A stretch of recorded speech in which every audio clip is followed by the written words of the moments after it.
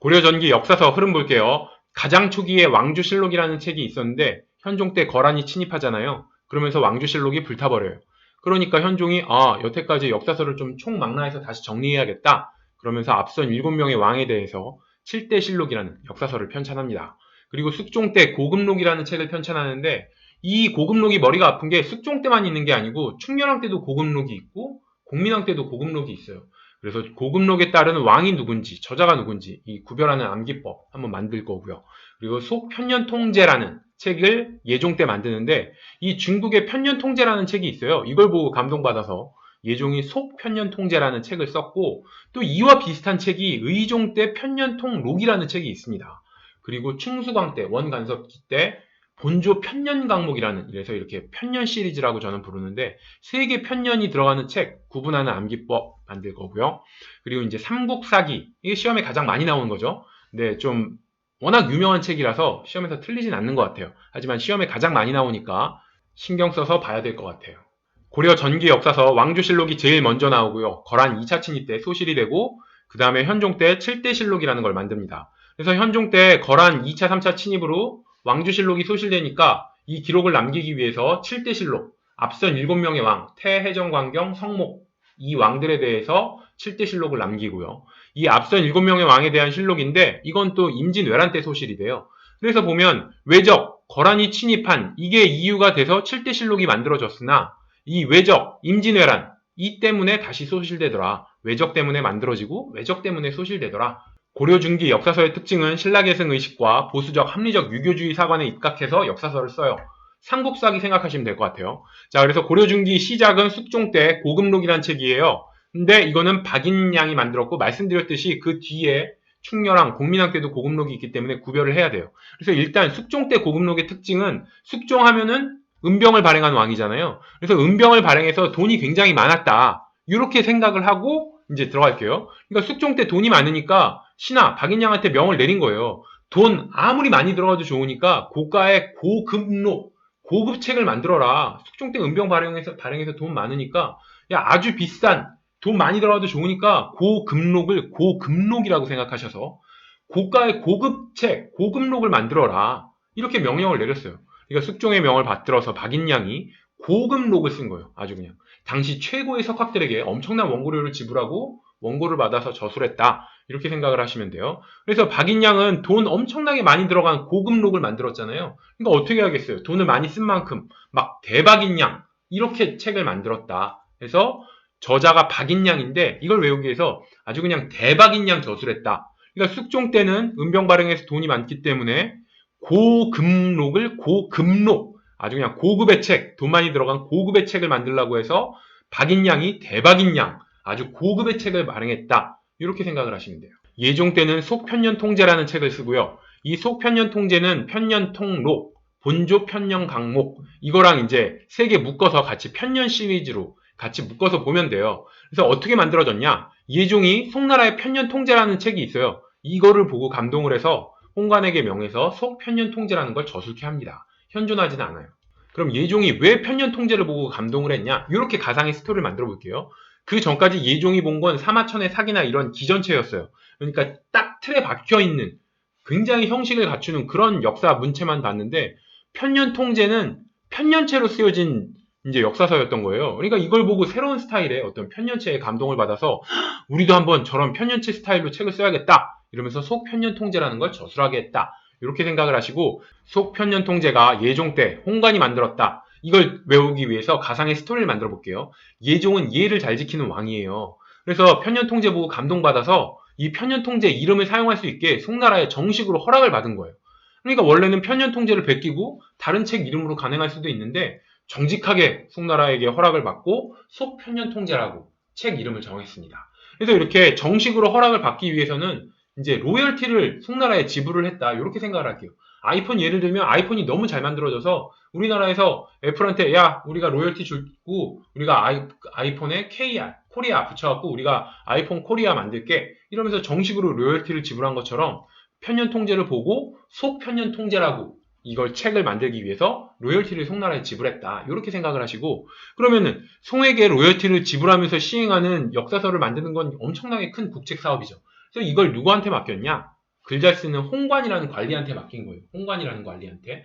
그러면 홍관 입장에서 어떻게 되는 거예요? 어마어마하게 큰 국책 사업을 맡은 거잖아요. 그러니까 굉장한 영광인 거예요. 그래서 기분이 좋아서 얼굴이 빨개진 관리다. 그래서 홍관은 큰 국책 사업을 맡았으니까 얼굴이 빨개진 관리에서 홍관. 이렇게 외우시면 됩니다. 자, 인종 때는 시험에 가장 많이 나오는 김부식의 삼국사기라는 책이 쓰여져요. 그래서 인종 때 썼다는 건 인종 때 이자겸의 난이 있었고 그걸 진압한 사람이 김부식이다. 이렇게 스토리를 생각하시면 인종 때 삼국사기 이건 외울 수가 있고요. 삼국사기는 김부식이 편찬한 현존 최고 가장 오래된 남아있는 최고의 역사서예요. 그래서 가장 오래된 역사서다. 이걸 외우기 위해서 김부식이 썼잖아요. 그래서 부식이 뭐예요? 썩어! 오래돼갖고 너무 오래돼서 썩는 걸 부식된다 이렇게 얘기하잖아요. 그래서 부식이란 이름에서 너무 오래돼서 썩었어. 그러니까 가장 오래된 역사서다. 이렇게 특징을 생각하셔서 외우고요. 자, 삼국사기는 기전체로 된 책이에요. 그래서 기전체가 뭐냐? 본기는 왕을 저술하고 세가에는 제후, 열전, 연표 이런 식으로 각 형식을 다 갖춰서 기록한 역사 문체다. 이렇게 생각을 하시면 돼요. 그래서 기전체로 썼고 신라 본기 우선, 신라를 우선으로 신라 계승 의식을 반영했다. 이렇게 생각을 하시면 됩니다. 그래서 삼국사기니까 기전체다. 이렇게 생각하셔도 되고 김부식이 정통 유교학자니까 가장 형식을 다 갖춰서 쓰는 기전체로 삼국사기를 썼다. 이렇게 생각하시면 돼요. 삼국사기의 특징은 유교적 합리주의 사관에 입각해서 쓰여졌고요. 김부식이 문벌귀족 시기 가장 잘나간 유학자라는 특징을 생각하시면 자연스러운 거예요. 그리고 구삼국사라는 책을 참고를 했어요. 근데 이게 이규보의 동명왕편도 구삼국사라는 책을 참고를 했거든요. 이게 기출에 나와서 제가 좀 더 디테일하게 말씀드리면은 자, 구삼국사를 참고한 책은 삼국사기와 동명왕편이에요. 저자가 누구예요? 김부식과 이규보. 김부식은 문벌귀족 시기 가장 잘 나왔고 이규보는 무신집권기 가장 잘 나간 학자고요. 삼국사기는 신라 계승의식, 신라에 대한 이야기를 썼고 동명왕편은 고구려 계승의식이 담겨 있잖아요. 그래서 두 잘 나갔던 학자가 삼국시대 관련 이야기를 쓸 때 참고한 책이 둘 다 구삼국사더라. 이것도 이제 기억을 해두셔야 됩니다. 그리고 삼국사기는 근거가 불명확한 신화, 전설, 민담 이런 거 없겠죠. 보수적인 유학자가 쓴 책이니까. 그리고 불교 관련 기록도 거의 없습니다. 유학자니까요. 그리고 고조선과 발해 관련된 기록도 없어요. 삼국사기는 신라 중심의 역사죠. 그러니까 북방을 지배했잖아요. 고조선과 발해는 만주를 지배했으니까 이쪽 나라 지배한 나라에 대해서는 관심이 없으니까 고조선과 발해에 관련된 기록은 없습니다. 의종 때 편년통록 볼게요. 김관의란 사람이 쓴 거고요. 예종 때 속편년통제가 있었죠. 홍관, 얼굴 빨개진 관리 홍관이 쓴. 그래서 편년통록이랑 구분을 할 때는 이렇게 구분을 해볼게요. 원래 내용은 고려 왕씨 집안의 신성화 목적으로 고려 태조 왕건의 위기에 6대 조상까지 기록한 게 편년통록이에요. 그래서 의미를 해석해보면 편년, 연에 따라서 연도에 따라서 통째로 기록했다. 이런 얘기예요. 그러니까 이게 통째로 기록했는데 어느 정도 통째냐? 이 고려 태조 왕건뿐만이 아니고 그 위에 6대 조상까지도 통째로 다 기록했다. 이렇게 생각을 하셔서 왕건의 6대 조상까지 기록했구나. 통째로 기록했다. 요거에 집중을 하시면 돼요. 이 의종 때 당시 왕권이 약해서 좀 왕권을 강화하기 위해서 태조 왕건의 6대 수조 조상까지 기록했다. 이렇게 생각하시면 되고 의종은 무신난 일어나서 허리 꺾여 죽은 왕이죠. 그리고 자 편년통제, 소편년통제 이후 새롭게 편년체가 유행을 한 거예요. 그래서 편년통록이라는 책을 쓰게 됐는데 어떻게 이 책이 쓰여지게 됐냐 스토리를 이렇게 만들게요. 자, 의종도 새로운 스타일의 편년체 사설을 쓰고 싶어 했어요.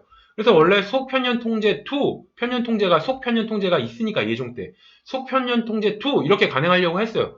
근데 의종은 의심이 많아. 그래서 그럼 송나라에 또 로열티를 줘야 되는데 송나라가 이번엔 로열티 엄청 많이 달라고 하는 거 아니야? 그러니까 이게 의심이 돼가지고 아니야 로열티 많이 달라고 할 것 같아. 그러면서 속편년통제 2 이건 포기하고 짝퉁으로 쓴 거예요. 그래서 어떻게 했어?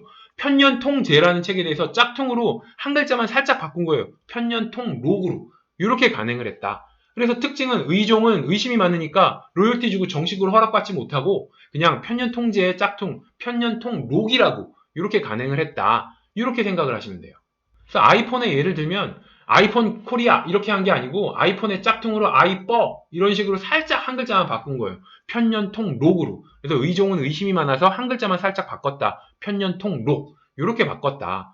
그러니까 고려 건국한 왕건의 어떤 위에 6대조 조상까지 기록하는 굉장히 신성한 책을 짝퉁으로 쓴 거예요. 그래서 의종이 죽어도 싸다. 무신들한테 허리 꺾여 죽었으니까 의종이 그렇게 짝퉁으로 왕건의 6대조 조상까지 짝퉁으로 책을 기록했으니까 의종이 허리 꺾여 죽었다. 이렇게 생각해서 의종이 쓴 편년통록은 왕건의 6대주 조상을 기록한 책이다. 이렇게 특징을 생각해서 외우시면 되고요. 자, 저자 김관희. 이건 어떻게 외우냐? 자, 편년통제를 편년통록으로 짝퉁으로 살짝 베끼라고 명한 거예요. 김관희한테. 그러니까 어떻게 써요? 굉장히 김새겠죠. 짝퉁으로 쓰라고 했으니까. 그래서 김관을 김센 관리다. 앞선 속편년통제 쓴 홍관은 뭐였어요? 로열티 주고 정식으로 국책사업으로 책을 쓰라고 했으니까 홍관은 기분이 좋아서 얼굴 빨개진 관리, 홍관이에요. 근데 김관의는 김센 관리예요. 왜? 짝퉁으로 책을 쓰라고 하니까 김새 써. 그래서 김관이다. 이렇게 특징을 부여해서 편년통록은 편년통제의 짝퉁이고 이 짝퉁은 의심이 많은 의종 때 썼고 짝퉁으로 쓰라고 하니까 관리가 김이 써. 그래서 김관의라는 사람이 썼다. 이렇게 생각해서 외우세요. 자, 편년 삼형제 정리를 해보면 편년통제는 송나라의 저서고 이거에 감동을 받아서 예종이 로열티를 지급하면서 속편년통제라는 책을 썼습니다. 예종은 예를 지키는 다는 왕이니까 정식으로 허락받고 로열티 내고 편년통제 앞에 속만 붙여서 속편년통제라고 썼고요. 이런 국책사업을 누가 받았냐? 홍관이라는 사람에게 명했어요. 그러니까 홍관은 이 어마어마한 국책사업을 받았으니까 기분이 좋아서 얼굴 빨개진 관리다. 홍관. 이렇게 생각하시고 의종은 의심이 많아. 그래서 로열티 많이 달라고 그러면 어떻게 하지? 그래서 속편년통제2라고 안 쓰고 편년통록이라고 한 글자만 살짝 바꿨어요. 아이폰을 아이뻐라고 바꾼 것처럼 한 글자만 짝퉁으로 딱 바꿔서 책을 냈어요. 그리고 누구한테 명했냐? 김관희한테 명했어요. 이거 어떻게 해? 김관희는 짝퉁으로 책 쓰라고 하니까 김새겠죠? 그래서 김생관리다 해서 김관의 이렇게 외우시면 되고요. 마지막 하나가 본조 편년 강목이에요. 이 책의 특징은 편년체에 강목체를 또 하나 더 추가한 거예요. 새로운 스타일, 편년체 스타일에다가 강목체를 하나 더 추가했어요. 그래서 본조 편년 강목이에요. 그러니까 이거는 충수강 때 만들어졌는데 새로운 스타일 편년체에다 강목체라는 또 하나의 스타일을 시도했으니까 이 새로운 시도는 어떻게 됐어요? 굉장히 편년체가 충분히 무르익어야지 또 하나의 새로운 스타일을 시도를 할 수 있잖아요. 그래서 충분히 무르익은 충수광 때 충분히 익을 쑥 해서 충분히 무르익었다. 편년체가 충분히 무르익으니까 편년체에다 강목체를 또 새롭게 시도하는 편년 강목이라는 책을 쓴 거는 충수광 때다. 그래서 본조는 본 역사 이런 얘기예요. 고려의 본 역사에 대해서 편년체에 강목체를 추구한 건 충분히 무르익은 충수광 때다. 이렇게 생각을 하시고 쓴 저자는 민지라는 사람이에요. 민지는 밀어준지. 그래서 편년체에 강목체라는 새로운 스타일을 도입했는데 이 새로운 스타일을 밀어준지 한참 지난 뒤에야 민지가 인정받았다. 민지가 그러니까 밀어준지 새로운 스타일의 편년 강목체, 새로운 스타일의 편년 강목을 밀어준지 민지 한참 지나서 인정받아서 민지가 밀어준지 한참 지나서 편년 강목체가 인정받았다. 이렇게 생각하셔서 본조 편년 강목은 충분히 무르익은 충수광 때 쓰여졌고 이 새로운 스타일의 편년 강목을 계속 밀어준지 한참 지난 뒤에야 민지가 인정받았다. 이렇게 특징 생각해서 외우세요. 편년 시리즈 정리한 김에 고금록도 한번 정리를 해볼게요. 숙종의 고금록은 뭐였어요? 숙종이 돈이 많은 왕. 그래서 은병을 만들어서 돈이 많으니까 고급의 책, 고금록을 만들어라. 그랬더니 누가 만들었어요? 엄청나게 돈을 많이 들여서 박인양이라는 사람이 대박인양 고금록을 만들었다. 이렇게 해서 숙종 때 고금록은 박인양이라는 사람이 있었는데 돈 많이 들여서 고금록을 만들었기 때문에 숙종 때 고금록은 박인양, 대박인양 만들었다. 그래서 돈 많이 들인 고금록을 대박인양 만들었다 해서 박인양이 저술했다.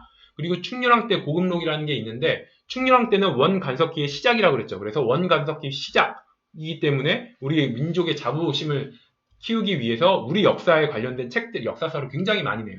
그래서 삼국유사, 제왕유기, 천추금경록, 고금록 이런 책들이 나오고요. 특히 이 삼국유사, 제왕운기는 유명한 책이고요. 금이 들어가는 역사서들이 있더라. 왜? 원간섭기인데 원나라, 몽고 때 이야기를 쓸 수 없으니까 몽고 그 전에 고려를 침입한 나라는 금나라예요. 거란, 그 다음에 여진, 금나라가 침입하고 그 다음에 몽고가 침입한 거잖아요. 그래서 금나라의 역사서를 썼기 때문에 금이 들어가는 역사서를 또 충렬왕 때 많이 내더라. 천추금경록, 고금록 이런 책이 있고 그래서 충렬왕 때에도 고금록이라는 책이 있는데 이때 쓴 사람은 누구냐? 원부. 이걸 원나라의 부하라고 생각하세요. 그래서 충렬왕은 원간섭기 시작이니까 이 고금록, 고려가 금나라와 싸운 기록 이런 얘기예요. 그래서 고금록이라는 책은 누가 썼냐? 원간섭기라서 원나라 부하인 원부가 썼다. 이렇게 저자는 원부다, 원나라의 부하다. 이러면 충렬왕 때 이렇게 해서 고급록을 원불한 사람이 썼다. 이렇게 외우시고요. 자, 공민왕은 제가 어떻게 말씀드렸죠? 충렬왕과 공민왕은 닮은 점이 굉장히 많다고 그랬어요. 그래서 공민왕 때도 똑같이 고급록이라는 책을 써요. 그럼 공민왕 때 쓴 고급록은 누가 쓴 거냐? 이인복이라는 사람이 있었는데 이 인복을 인복이라고 생각하세요. 공민왕은 인복이 굉장히 없었죠. 그래서 자기가 사랑했던 노국공주는 일찍 죽죠. 자기가 밀어줬던 신도는 요승으로 전락을 했죠. 그리고 자기가 좋아했던 젊은 남자애, 자제 위에 있던 젊은 남자애한테 마음 줬더니 그 젊은 남자애한테 죽임을 당하죠.